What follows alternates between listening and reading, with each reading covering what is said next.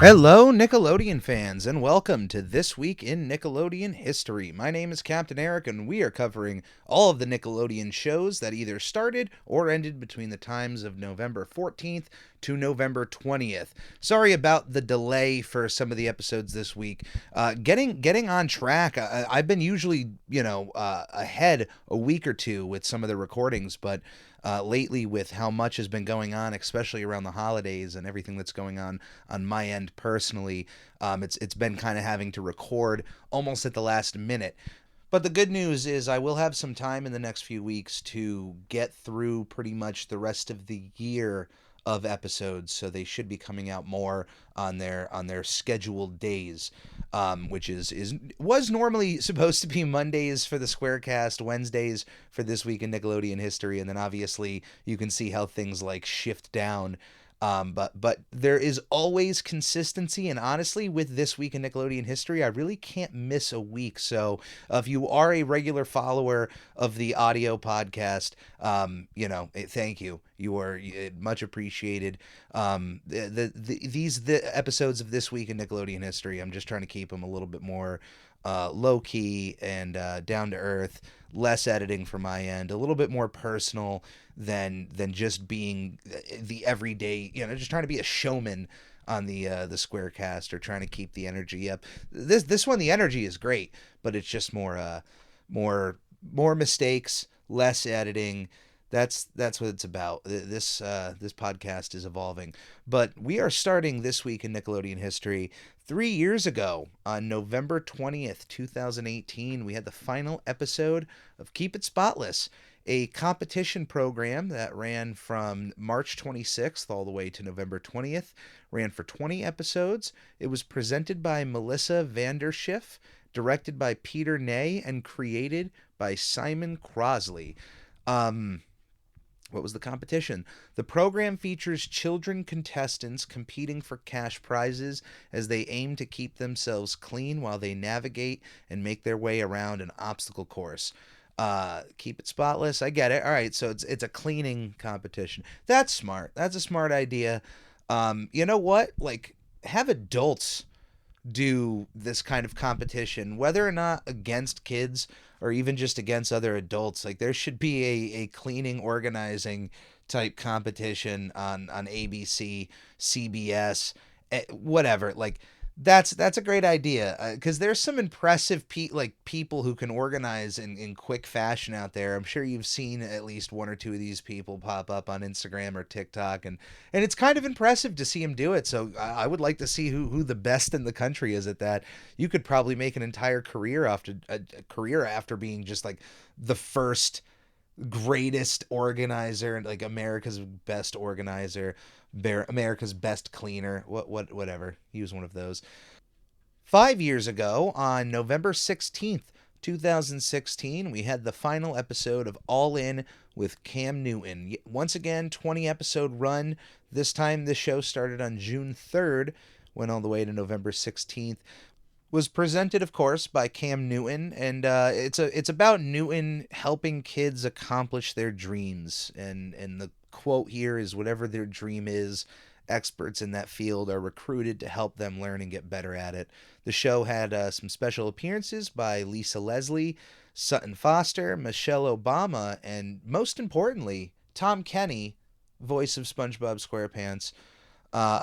Look, love our first lady Michelle, but let's be real here. In my world, Tom Kenny walking in the room is going to be the one that gets my attention. But I imagine that episode is somebody wanting to be a voice actor, and hey, if it's a Nickelodeon show, who's the best voice actor you have on file? I gotta say it's Tom Kenny, at least given his range across a wide variety of movies, television, and video games. The man is certainly versatile. I would say uh, I would say he's the GOAT of Nickelodeon currently. Uh, Although the GOAT of voice acting, I don't know. That's really subjective, and there goes into there's people out there who have been in the anime dubbing world who have been doing it for 20 plus years and have hundreds of credits under their belt of different characters.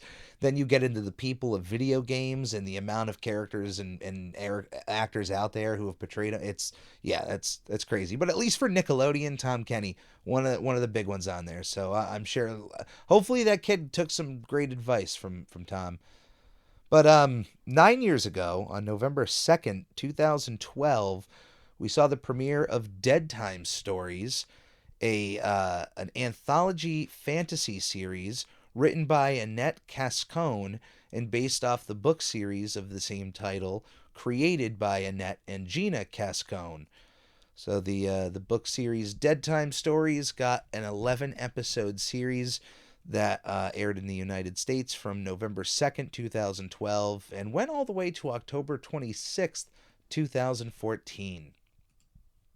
As mentioned on last week's episode, 10 years ago, on November 11th, 2011, we had the final episode of SpongeBob's Runaway Road Trip, a 5 episode this little anthology series that ran throughout the week of November 7th to November 11th. 5 episodes, all kind of having to do with vacations and destinations, and the episodes didn't follow one another. You didn't have to watch them all in succession. Each one was kind of its own story, but as a collection, it was a nice little set of episodes.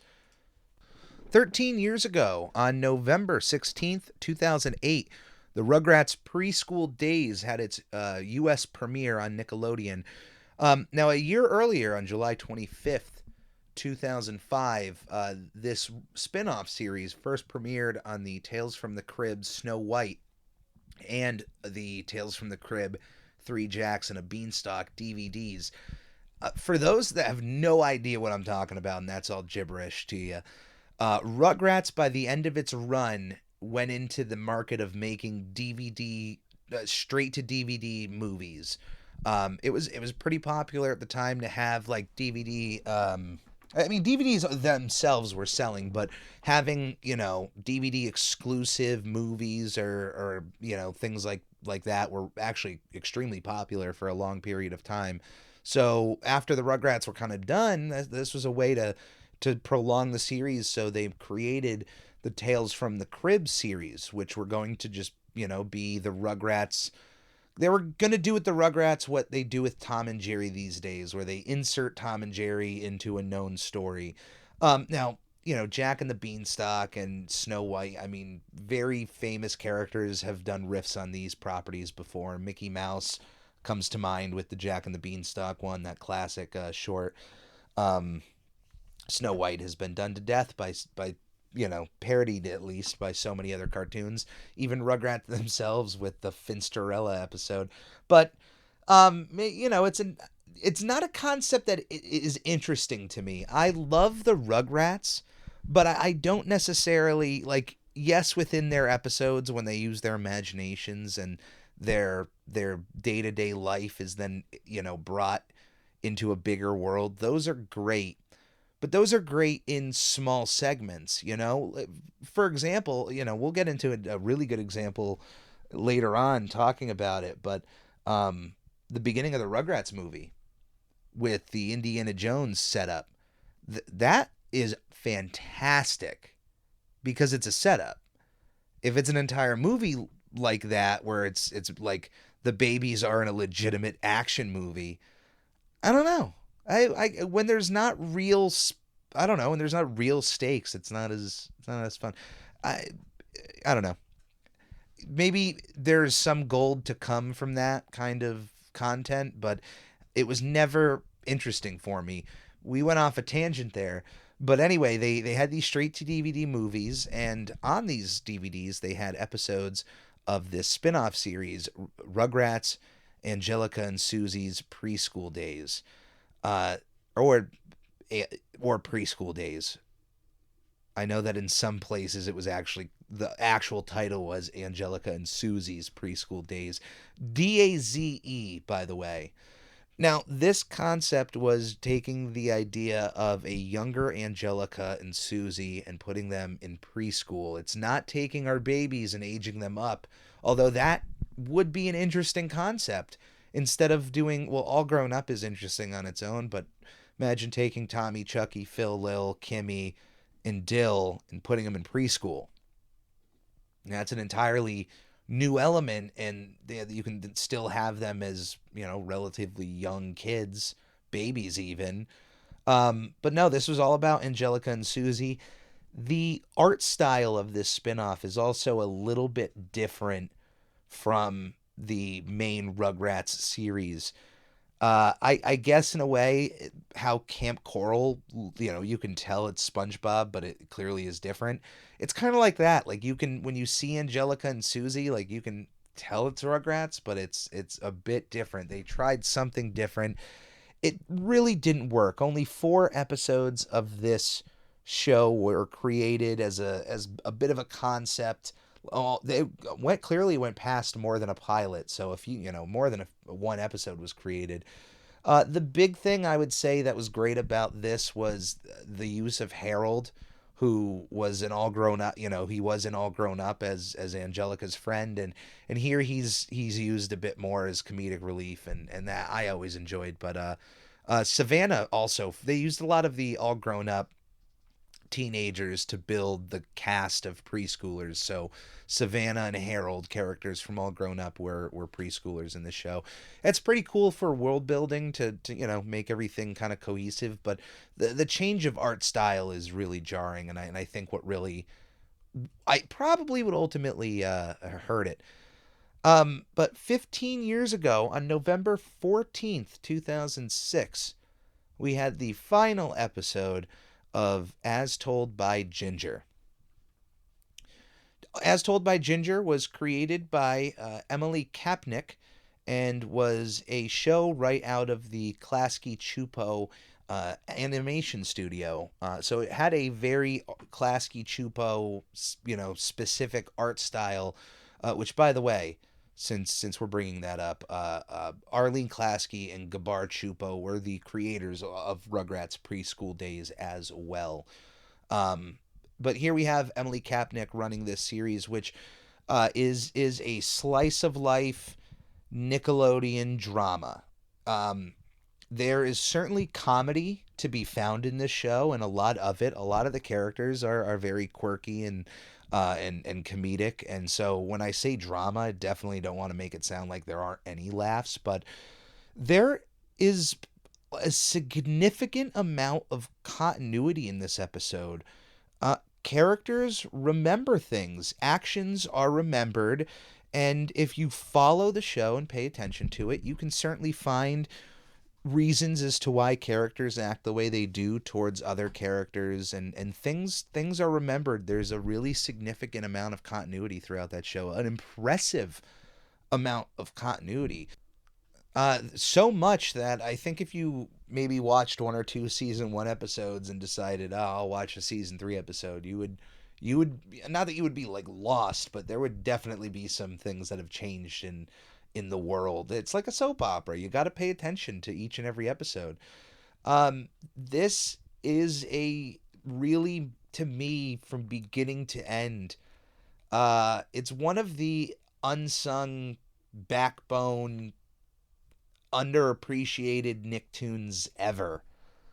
There have certainly been dramatic moments and serious moments and serious topics tackled in Nicktoons, but for a show to have a beginning, a middle, and an end, and to have that kind of level of continuity, and for Nickelodeon to let it just flow and exist, and so that it was able to tell the story it did, is remarkable. And there are not as many dramatic Nicktoons. Like, of course, we then got Avatar and Korra and more since then that have dealt with dramatic themes, but this is a good one. If you have not watched this show, give it a watch. It is well worth a watch. There's a lot there.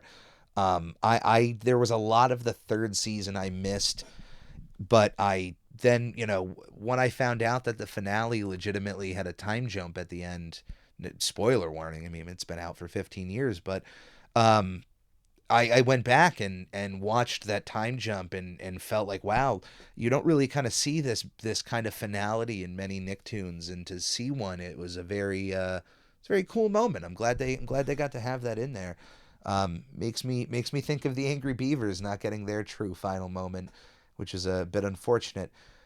16 years ago, on November 26th, 2005, Skyland premiered on the Nicktoons network.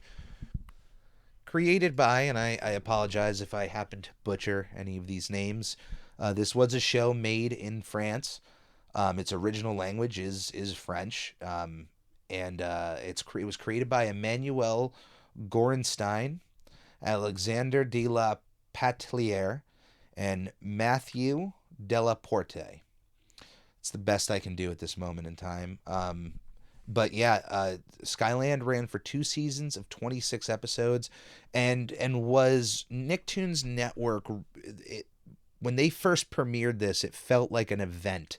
It felt like a big deal because I believe, if I'm not mistaken, there was a TV movie portion first, or 60-minute worldwide premiere on November 26, 2005. And throughout like the next few days, they re-aired that hour Skyland pilot like so many times. It felt like a big deal.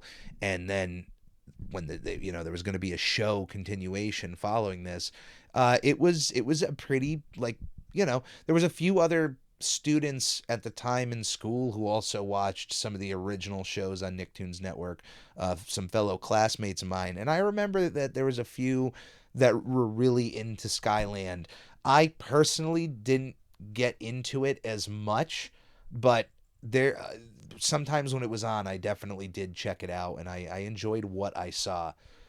So if there's a way to view that show, give it a watch. It's well worth at least that first episode, that first 60 minutes are really cool. Definitely give that one a shot. Moving on to a pretty significant one, but 17 years ago, on November 19th, 2004, the SpongeBob SquarePants movie premiered in the United States. A movie that was directed by Steven Hillenburg, based on a screenplay by Derek Dryman, Tim Hill, Steven Hillenburg, Kent Osborne, Aaron Springer, and Paul Tibbett, with the story being from Steven Hillenburg. It was produced by Steven Hillenburg and Julia Pistor. The SpongeBob SquarePants movie was made on a $30 million budget and made $141.1 million at the box office, a massive success, and one of my favorite movies of all time. It's, I mean, when do you ever have a show that have just 3 seasons that knock it out of the park one by one, and then have a movie like this? The SpongeBob SquarePants movie is legitimately good. You don't have to be a fan. You don't have to watch a single ounce of the SpongeBob TV show to be able to sit down and watch this movie and enjoy the story, laugh at the jokes that just knock it out of the park or killer each and every time. The characters, the cameo by David Hasselhoff, always great. There's so much about this movie that is good, and even if you forced negativity out of it, it's like the Strangler punching SpongeBob. It's useless, because ultimately there's really not much to be negative about this movie other than the lack of Sandy. That's like the one thing that anytime I watch it, I walk away going like, wow, she was really relegated to literally 2 lines, it felt. So I wish there was more Sandy, but beyond that, the jokes of this movie still land and make me laugh 17 years later. I saw this movie on opening day with my father at our local theater. And earlier that year at the Kids' Choice Awards, I remember they had a little teaser for the SpongeBob movie, and they first had the date. of November 19th, and I remember going to the calendar and counting the days until that movie, and then writing on a whiteboard in our kitchen how many days it was until the SpongeBob SquarePants movie. And for a little bit, I was on it on a daily basis, and then would ever so often would change it. But I was really excited for it, and it certainly did not disappoint. The only thing that I could really be disappointed at is that because of my age at the time, didn't really have a lot of money to go to the movie theaters a lot. So I'm disappointed I didn't get to see this in theaters more. For example, when the Simpsons movie came out, I not only had a job, but then could drive myself to the movie theaters without anyone else, and I saw that movie 3 times in theaters. I wish I could have saw the SpongeBob movie in theaters 3 times, but I have seen it now in a drive-through during the pandemic last year. There was a local drive-through, not drive-through, a drive-in. I didn't see it in a drive-through. Can you imagine somebody like watching the SpongeBob movie on their phone just at the drive-through, and you're just sitting there watching with them? Um, no, it was a drive-in that had the SpongeBob movie, and I wasn't gonna miss that. Drive-ins can be really hit or miss with depending on the weather and bugs, but uh, certainly an enjoyable experience. I've seen it a ton of times on Blu-ray, on VHS, on DVD. It's a movie that it will stand the test of time. I honestly believe that if there was one thing out of the SpongeBob SquarePants franchise that I would say is above all, if you could line up every video game, movie, TV episode, to me, the SpongeBob SquarePants movie is the one. It is the star on the top of that tree. Um, yeah, absolutely love it, and of course, I love that I'm still a part of the SpongeBob SquarePants movie Rehydrated project. Don't mind plugging that here. Head over to YouTube, check out the new trailer for the movie. I can't wait until you see it. I'm in the movie a few times. I would love if anybody can figure out where I'm at in that movie, but I can't wait for everybody to see that. And we're gonna hit a twofer here, a Rugrats twofer, because November was the Rugrats month to release these movies. First off, 21 years ago on November 17th, 2000, Rugrats in Paris the movie premiered in the United States.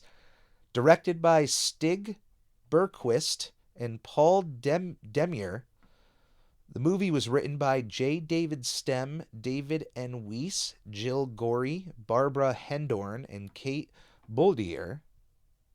And it's obviously based on the Rugrats television show created by Arlene Klasky, Gabard Chupo, and Paul Germain. The movie was made for a $30 million budget and made $103.3 million at the box office. I love Rugrats in Paris, the movie. A lot of people say it is their favorite out of the Rugrats trilogy of movies. Um, I usually tend to disagree with that, and I will be able to open up that can of worms in a little bit. But on its own, the movie is incredibly enjoyable. It's nice to see the Rugrats really out of their element, not just out in the woods, but in a completely different country. Um, Not only that, we get to see this pretty amazing Reptar amusement park, which it's just incredible how popular Reptar is in their world. And we get to see poor, uh, almost poverty-stricken Stu Pickles apparently be like he's the linchpin behind this incredible technology that is so impressive. Like what's really impressive is just how poor this man is, because with the technology he's creating here, this he would be the head of Silicon Valley. It feels like it's just remarkable, the Reptar machinery he built for this amusement park. I mean, the fact that babies were able to use it, absolutely incredible. Um, I love the intro of this movie, the Rugrats 2 logo that was a play on The Godfather and bleeding into, Angelica having watched The Godfather and then um is playing with the babies and acting like The Godfather. That's a really great opening. It's goes right for the heartstrings because the movie is about Chucky and ultimately Chucky's lack of a mother, which he finds in Kira, who is the villain's Coco LaBouche's assistant, who falls for Chaz Finster by the end. Spoiler warning. Um, but yeah, I absolutely adore this movie. It's a wonderful watch. There's not many times that we get a really detestable human villain like Coco. So in that regard, and that's probably the reason why a lot of people prefer this movie because there's a very clear antagonist, and it's not Angelica or anything like that. There's like a very clear villain at play clawing at Chaz Finster, and ultimately, we know how bad she is. So and especially the end with Chucky saying his first words to his father and stopping the wedding. There's a lot to love here, and it's certainly a big grand movie. But in my world, it doesn't hold a candle to our last topic today, one that premiered 23 years ago on November 20th, 1998, the Rugrats movie, directed by Igor Kovalyov and Norton Virgin. The screenplay was written by David N. Weiss, J. David Stem, and is once again based off of Rugrats, created by Arlene Klasky, Gabar Chupo, and Paul Germain, who both produced this movie, Arlene Klasky and Garber Chupo. The movie was made on a $24 million budget and made $141 million at the box office, which, by the way, this was the very first non-Disney animated movie to make more than $100 million at the box office. A milestone that deserves to be remembered. The Rugrats were the first to outdo Disney, or to do something that no one else other than Disney did. That is remarkable. It really, to me, like, come on now. When people talk about the 90s, and don't scoff off that 90s nostalgia, look how important the Rugrats were for our generation, for that decade. I can't think of any other television cartoon that unless we're really counting SpongeBob here, but as far as like that decade of the 90s, who was really on top throughout that entire time, I gotta say it was the Rugrats. They really dominated our culture by the end there. Um, this movie, the reason why I prefer this movie, and to me it sits above the rest, is when you're talking about a grand adventure. Up to this point, as a fan of the Rugrats, this is the first time I saw a movie based off of a TV show that I was able to grow up with and follow. So by the time the movie had come out, I've seen every episode of the show, and the stakes for this point never been higher. Literally, infants dropped in the middle of the woods. Now, I know this isn't in Europe, but they were at an amusement park over in Europe. If the babies get lost, yeah, that's scary, but there's also a lot of ways that they could be, safely found. I feel like being lost in the woods with, okay, maybe not a human villain, but a legitimate wolf, a legitimate threat. Like, I don't know, the stakes really, to me, had never felt higher, and it felt like such a grand scale of a movie. And uh, Dill being an addition, a lot of people put the blame on Dill for derailing the Rugrats. Dill doesn't talk too much. He's a very powerful character for this movie, especially the relationship that grows with Tommy. But in the grand scheme of things, he doesn't really change much of what's going on. Now, the Rugrats are certainly at each other's throats for a lot of this movie, but they were writing a big, grand theatrical movie of these characters. And I don't know. I watched this, and it just, the grand scale of that movie has still not worn off for me. And I'm not sitting there watching it thinking I'm watching it like in a movie theater, but just watching it, knowing its place in time. And I played so much of that Rugrats movie PC game.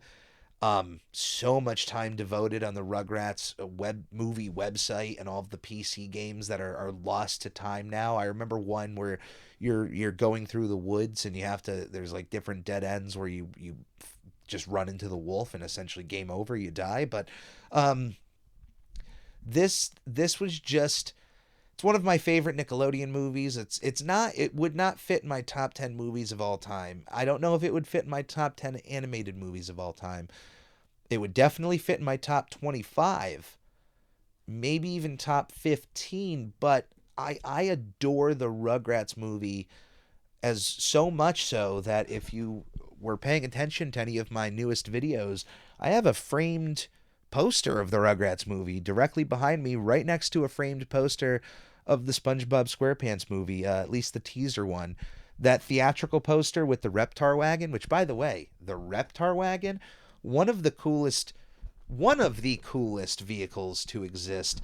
And when is Mark Roper, Mr. Beast, gonna team up with the captain over here and make an actual Reptar wagon, like a real working Reptar wagon with the Busta Rhymes sound effects coming out of it? Maybe not an actual flamethrower if this thing is gonna be driven by kids, but a fake one would be nice. But can you imagine having this thing go into the water and go into amphibian mode? And if, hey, look, if you're building this for a kid, I don't know. I think it's got to be realistic. We got to get on this right now. But yeah, the Reptar wagon, absolutely awesome vehicle. Wonderful soundtrack from this movie. All the songs are absolutely fantastic. Including the song On Your Marks, Get Set, Ready, Go by Busta Rhymes. Check that song out. Throw that in your next workout playlist. Let me just put that out there right now. There is so much more I could say about this movie, and I'm going to reserve a lot of that simply because I have future plans on going into more of the Nickelodeon movies and more deeper aspects. And yeah, so there'll be more time to talk about the Rugrats movie, but here we are all these years later, and it's still well worth a watch. All three of the last movies we just talked about, all are well worth a watch. If you have Paramount Plus, check them out. If if they're available in any other means, absolutely buy them on DVD. I know in Walmart they always sell the Rugrats trilogy set DVD, and now there's a SpongeBob movie trilogy set that you can get. Grab both of those and watch the first movies, watch Rugrats in Paris, celebrate these anniversaries, and yeah, thank you for joining me in This Week in Nickelodeon History. Once again, my name is Captain Eric. If you enjoy any of the content I'm putting out, audio, video, check out our YouTube, check out the Twitter, but if you enjoy any of that, if there is any way that you can support by liking, subscribing, sharing, it is 100% appreciated. And if you consider yourself a part of my Ready crew, well then welcome aboard. So this is This Week in Nickelodeon History.